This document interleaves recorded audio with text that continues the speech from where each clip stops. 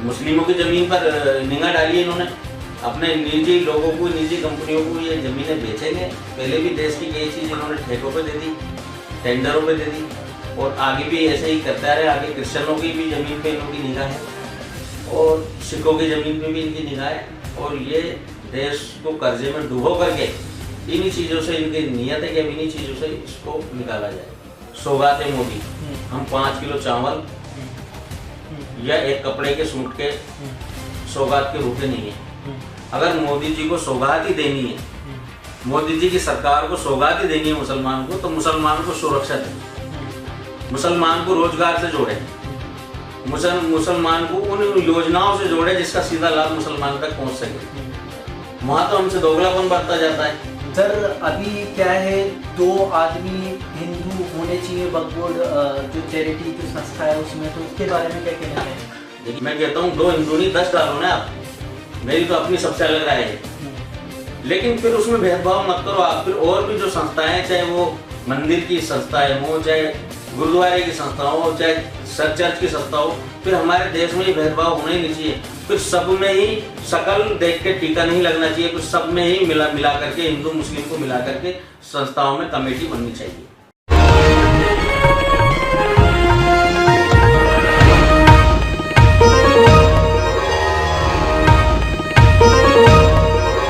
इस वक्त मैं मौजूद हूँ पप्पू कुरैशी जी के पास, शास्त्री नगर क्षेत्र में।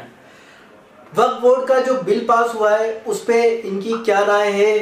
क्या ये सही वो है कि बिल पास हुआ है या गलत है? आइए मैं पप्पू जी से मिलता हूँ और आपकी जो सवाल है, 5 सवाल जो मैंने जनता से लिए थे, वो 5 सवाल इनसे मालूम करते हैं।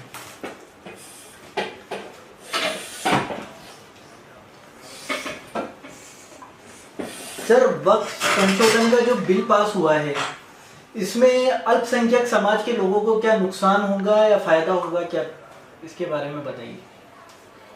देखिए नुकसान और फायदे का पूरे हिंदुस्तान की आवाम को पता है जी, और मैं इस नुकसान और फायदे बताने से पहले आपको ये बता दूं कि हिंदू और मुसलमान से जुड़े हुए जितने भी मुद्दों पे भी सत्ताधारी पार्टी बिल ला रही हैं या बात कर रही हैं, वो सारे मुद्दे हमें आपस में एक विभाजन जैसी स्थिति पैदा करने के लिए हो रहे हैं।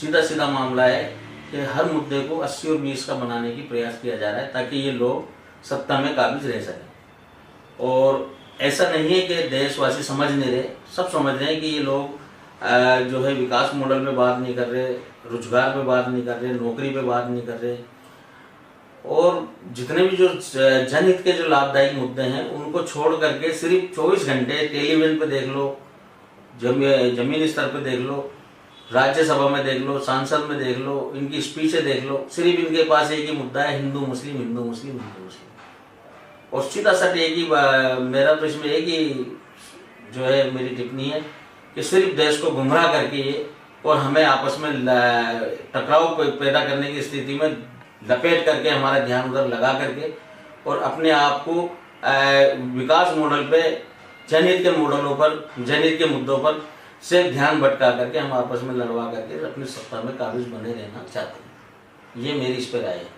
अब आ जाते हैं नुकसान की। नुकसान तो सीधा सीधा है। एक बात बताइए आप, आज वक्फ की जमीन आज ये कहते हैं कि साहब 2005 में इतनी थी, 2010 में इतनी हो गई, 2025 में इतनी हो गई।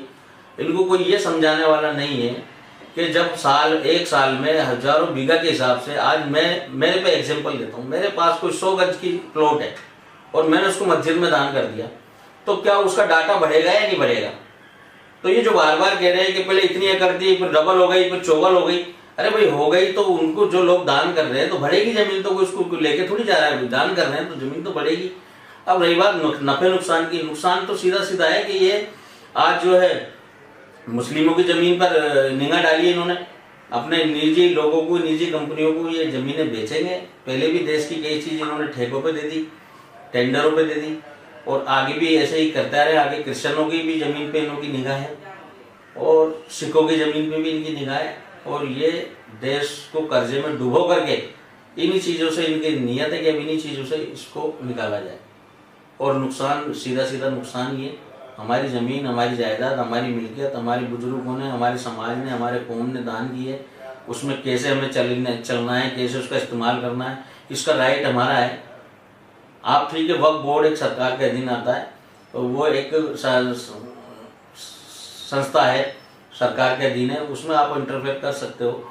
लेकिन आप इसमें ये नहीं थोप सकते कि इसमें गैर मुस्लिम को डाला जाए या गैर मुस्लिम को डाल करके उसमें अपनी राय जबरदस्ती थोपी जाए।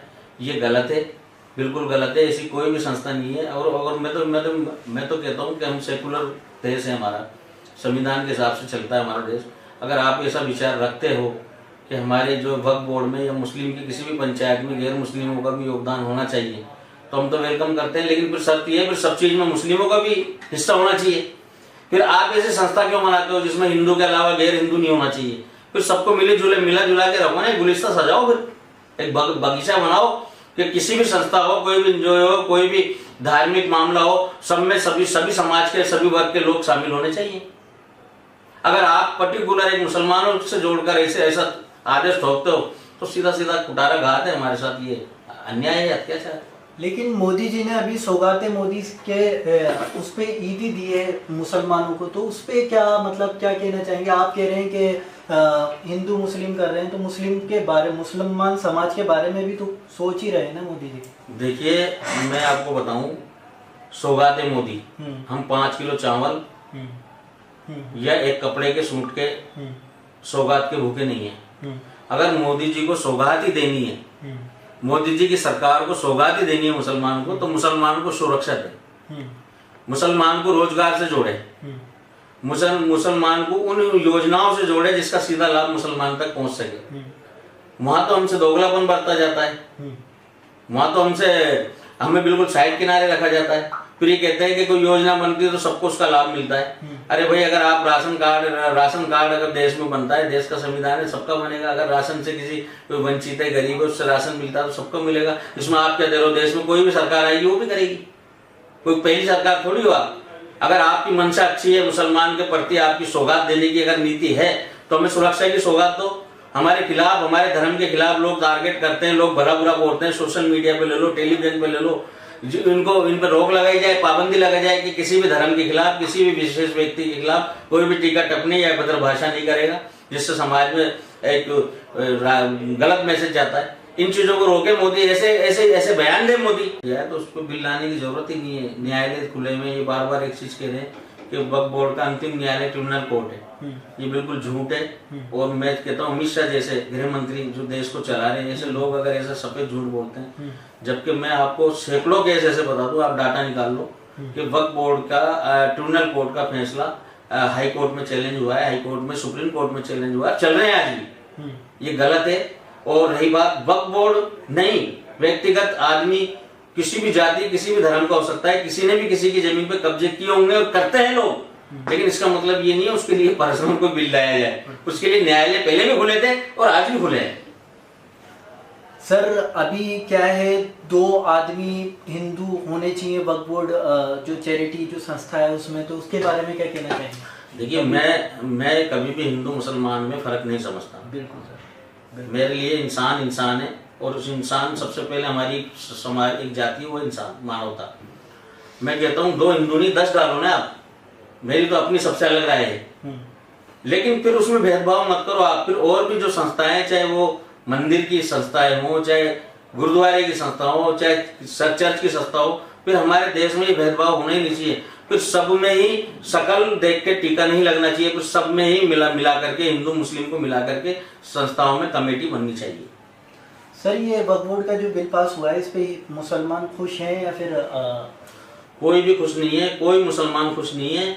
और जो टीवी पे जो कुछ 4-5 चैनल हैं जो स्पेशल बीजेपी के लिए काम कर रहे हैं, मैं इसको कहूँगा भाड़ मीडिया, गोदी मीडिया, दलाल मीडिया, और जितने गंदे शब्द दे सकता हूँ ना मैं, वो समझ लो सारे दे रहा हूँ मैं।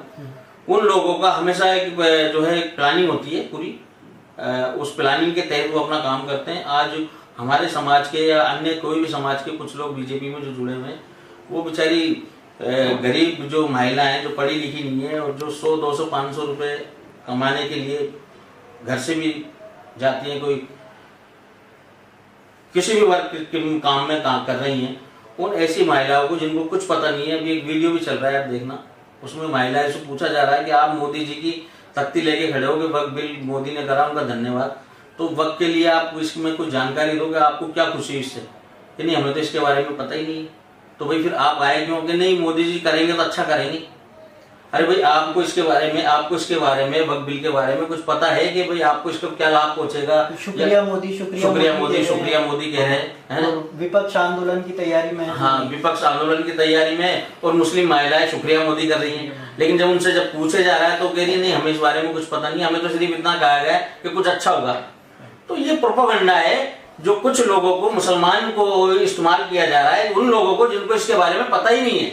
लेकिन रियल बात यह है कि इसका बड़े पैमाने पे, बहुत बड़े पैमाने पे नुकसान है, और सबसे बड़ा नुकसान पूरे देश को है कि पूरे देश में आज मुस्लिम से जुड़ी चीजों को, चाहे मस्जिद हो, चाहे नमाज हो, चाहे सड़क पे नमाज पढ़ना हो, चाहे मीट की दुकान हो, चाहे गाय हो, बीफ हो, कुछ भी हो, सब चीज से मुसलमान को जोड़ के, और देश में जो हिंदू मुसलमान का एक जगह बैठना था, एक जगह उन सबसे हमें एक दूसरे से दूर किया जा रहा है, ये पूरे देश को नुकसान है। लेकिन भला कुछ नहीं किया वक्फ बोर्ड वालों ने।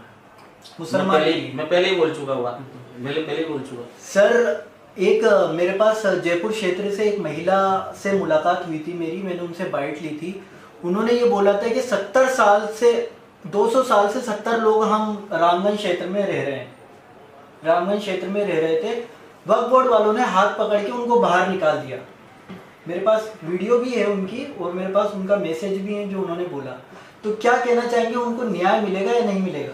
देखिए मेरी बात सुनिए, कोई भी आदमी किसी का हाथ पकड़ करके निकाल रहा है, ये जरूरी नहीं है वो वक्फ बोर्ड वाला हो, कोई भी संस्था हो, कोई भी तंजीम हो, कोई भी डिपार्टमेंट हो। ऑथेंटिक बॉडी अलग होती है, और उसके नाम से अपनी जेब भरने वाले लोग अलग होते हैं। पहले ये भी हमें देखना जरूरी है कि क्या रियल में उन्होंने हाथ पकड़ के जिन्होंने निकाला वक्फ के आदमी है या नहीं है। अगर वो वक्फ के आदमी है तो उनके खिलाफ मुकदमा दर्ज होना चाहिए, और ऐसे लोगों को जिनको वंचित किया जा रहा है, समाज के प्रमुख लोग जो वक्फ से अलग रहकर काम कर रहे हैं, उन लोगों से मिलकर अपनी बात रखनी चाहिए, उनकी लड़ाई लड़ी जाएगी और उनको न्याय मिलेगा। अगर उनकी जमीन है उनको न्याय मिलेगा, बिल्कुल मिलेगा। उन्होंने ये आरोप लगाया था कि हमने जरा सी जमीन मस्जिद के नाम करी थी। उन्होंने ये आरोप लगाया था, मेरे पास वीडियो है, यूँ बोला कि जरा सी जमीन हमने मस्जिद के नाम करी थी, और मस्जिद वालों ने, वक्फ बोर्ड वालों ने पूरा हमारा घर खाली करवा दिया और घर तोड़ के, और आज भी वो बेघर है। मैं वही बोल रहा हूँ कि उन्होंने जरा सी जमीन वक्फ के नाम की थी, तो जरा सी जमीन का रिकॉर्ड तो होगा। तो जाहिर सी बात है, अगर मेरे पास आज 1000 गज जमीन है, मैं 100 गज जमीन आपको वक्फ कर देता हूँ, आपको दे देता हूँ, तो 100 गज की लिखा पड़ी होगी, मेरे से 1000 गज थोड़ी छीन ली जाएगी। आप वो रिकॉर्ड लाए हो? देश का कानून पंडाली जिंदा है, देश की कानून पंडाली बैठी है, देश का न्यायालय बैठा है, देश का प्रशासन बैठा है, गुलाम उस रिकॉर्ड को ऐसे कैसे छीन लेगा? उनको मुकदमा दर्ज होगा। कोई वक्फ बोर्ड या वक्फ बोर्ड के मेंबर कोई न्यायालय या देश के कानून पंडाली या प्रशासन से बड़ा थोड़ी है। अगर वो भी गलत करेंगे तो उन पर भी कार्रवाई होगी, उसमें किसी बिल की जरूरत नहीं है। देश का कानून, देश का संविधान पहले से चल रहा है और चलता रहेगा, चाहे उसको कितना ही मिटाने की कोशिश करें लोग, आज भी कायम है, और उसका एक बार हमेशा बुलंद रहेगा। सर, कोर्ट का फैसला क्या लग रहा है आपको, क्या आएगा? देखिए, इसमें कई बिंदु ऐसे हैं जो संविधान से हटके हैं, तो उन बिंदुओं को अगर ढंग से एक्सपोज किया करते हैं कोर्ट में और तर्क से अपनी बात रखते हैं तो 101% स्पष्ट होगा।